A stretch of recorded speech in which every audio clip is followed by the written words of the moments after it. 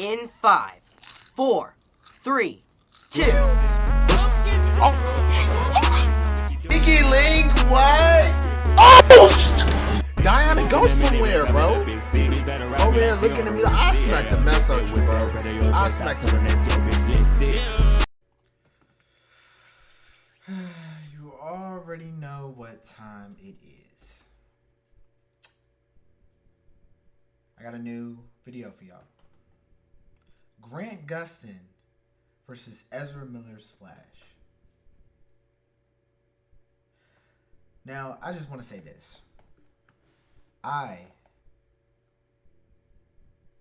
am a huge fan of Grant Gustin. His Flash is literally like the godfather of all Flashes. Like, in my opinion, at least. Like, yeah, the show has been, and the reason why I have not been reacting to any of the episodes is because I'm gonna be completely honest. I've heard some things, and I don't think I'm gonna waste my time trying to edit what I've heard, But I'm going to watch it on my own. I'm gonna give out reviews, and we're gonna go from there. But yeah, so Grant Gustin versus Ezra Miller. This should be interesting. Let's get into it. Grant Gustin and Ezra Miller have excelled as the Flash, but where does one trump the other in their portrayal of DC's beloved Scarlet Speedster? There have been two live-action versions of DC's The Flash active over the last decade, with Grant Gustin portraying the hero in the Flash CW series, while Ezra Miller has the role in the DC Extended Universe and reprised the role in the superhero's solo film. With both characters having met on screen by now, it's worth taking a look into which version might just be the best.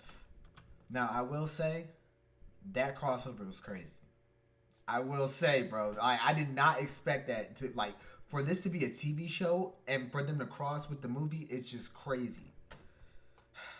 But yes. Both have their own strengths that allow them to hit the other in certain areas. That's season 3. Pointing out No, that's... in either superhero's character Yeah, that's season 3. No. Season 5. Yeah, that's season 5. where they're lacking, and we leave it up to the DC Universe to decide. But before we dive in, make sure to subscribe to the channel for more similar content. Oh, hold up, y'all. Hold up. I think... Because I don't know if y'all been hearing. I'm going to turn it up a little bit. Alright. Vin. Ezra Miller. He's funnier. The defining quality of DCEU's Barry Allen has been his penchant for comedy, shown to possess a mouth that never stops talking. This version refuses to take things seriously due to his innate sadness at losing his mother and his father's imprisonment. This manifests in a mixture of slapstick comedy and one-liners that fans have reacted positively toward. Grant Gustin's Flash has been good in the comedy department as well, but his humorous aspect was greater in earlier seasons to portray his immaturity at the time. Over time, he's become a more serious individual, with his comedic level toned down. Grant Gustin, his emotional depth. The benefit of the CW's Flash having an extended run in his character development, with Barry getting genuinely touching arcs involving his parents, his friends, and everything in between. This development has been shown in little things, where Barry's formerly boyish mentality has now paved the way for wisdom.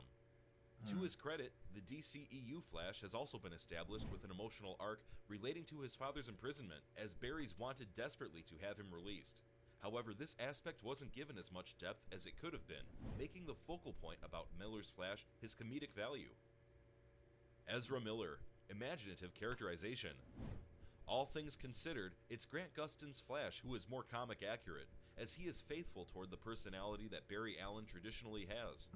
However, Miller's Flash deserves credit for being an imaginative incarnation, having shades of Wally West's attitude along with new personality traits not traditionally seen in Barry. This includes his tendency to go off on a tangent when excited, harboring deep-seated sadness, and looking for inspiration rather than mentor figures. For this reason, Ezra Miller's version is less predictable, and that brings a certain excitement toward what's in store for the superhero. Grant Gustin, romantic potential. In defense of DCEU's Flash, he only got a split second's worth of romance with Iris West in Zack Snyder's Justice League, although it's clear he's not much of a romantic figure. This Flash's main concern is his need to be liked and included, rather than looking for stability and love. On the other hand, the CW Flash is a passionate individual who sought love because it would make him happy. For this Barry Allen, being in love was something he craved, and his feelings for Iris are such that he's synonymous with her, as fans think of the couple when thinking of the CW's Flash. His mannerisms and attitude as a romantic figure make him out to be a true gentleman and endearing person. Ezra Miller, better presentation of powers. Despite having been on screen for almost a decade, Grant Gustin's Flash has lacked that wow factor needed to fill up highlight reels. His version has largely relied on the Flash's running skills, with only the occasional creativity coming in where his powers are concerned. Ezra Miller's version didn't have that much variety either, but watching these powers in action was definitely fun. DCEU's Flash having that electrical surge in motion when activating his abilities is a thing of beauty, and his overall presentation during these sequences is definitely a great way to keep audiences hooked through visual appeal. Grant Gustin, chemistry with supporting characters. Whether it's with his allies or the powerful villains in The Flash, Grant Gustin's version has had a solid dynamic with supporting characters. He's had bonds with the likes of his team along with other superheroes like Green Arrow and Supergirl, having moments of sadness, happiness, and conflict with all of them. This has worked for so long due to the dynamic that has formed here, such as Barry having a mentor-protege relationship with Oliver and his friendship with Cisco. In Ezra Miller's case, the DCEU Flash didn't have much to do with Aquaman and Superman, with interactions with the others also limited to him just cracking jokes. Ezra Miller, bigger grand-scale moments. Grant Gustin's Flash went through the entire scenario with the Anti-Monitor and the Crisis on Infinite Earths, yet he didn't have the biggest epic moments to himself. Instead, he was a supporting hero in the large-scale conflicts, giving the reins over to Green Arrow or Supergirl for major feats. DCEU Flash got that moment in Zack Snyder's Justice League, where he turned back time to save the world from destruction. This scene stressed the fact that he was special, as Barry was the only one with the power to stop Steppenwolf's plan. I'm not gonna lie, bro. In the Josh Whedon version, it's just the color is just so disgusting. It's just, look at his neck. He also had a show-stealing cameo in Suicide Squad, knocking back Captain Boomerang for one of the highlights of the movie. Grant Gustin, his everyman persona. The general personality of the CW version is such that he's just a good guy to be around, being supportive to his friends, a worthy son, both a fine leader and student, and an all-around model person who fits in every situation. However, he isn't a one-trick pony, as Barry has even acted villainous given the change of circumstances. Ezra Miller's version has acted like a younger brother figure, in that he's always excited, not altogether serious, and most wouldn't think of him as a shoulder to cry on. While there will definitely be character development here, this Barry Allen just doesn't have the everyman personality where he'll fit in any circle. Ezra Miller, he has the better suit. When the two characters... No, he does not. And especially the one that we're about to get in the movie, no, he does not. Everybody knows, everybody and their mama know that Grant has the better suit. And on top of all that, there's people that are diehard fans that want the season 1 through 3 suit. That suit will forever be legendary. But this one we got now, season 9, beautiful, especially with the golden boots. Shit. Ezra's suit ain't touching nothing. Met during Crisis on Infinite Earths, Grant Gustin's Flash admitted that Ezra Miller's version had an extremely cool suit compared to his. This was a reference to how Gustin's suit is made for comfort, but Miller's is the one that seems grand in design. Ew. This one truly captures the Scarlet Speedster's velocity, making the character look like the representation of a thunderbolt come to life. Grant Gustin's suit isn't bad, but it is reminiscent of what cosplayers generally put on, whereas Ezra Miller's suit just seems one of a kind. Whatever.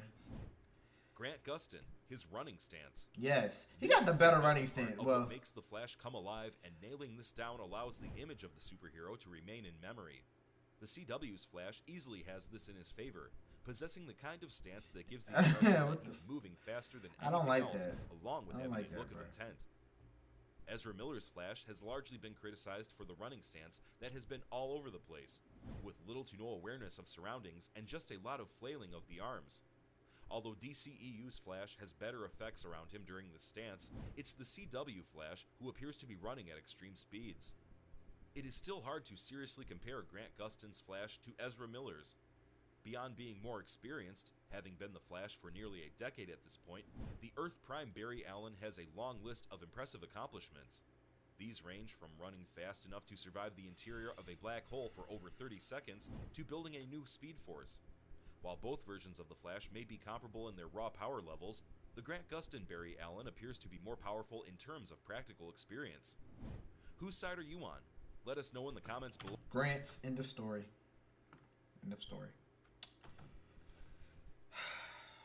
But I'm gonna, you know what? I'm gonna keep an open mind when I go see the Flash, though. He better redeem himself. Ezra better redeem themselves. Ooh, I hope I don't get canceled. I hope I don't get canceled. All right. Anyway, if you enjoyed this video, make sure you like, comment, and subscribe. Share with your friends. Also, if you want to see a new video or something that you recommend me watching, put it down in the comments, and I'm gonna get to it. All right.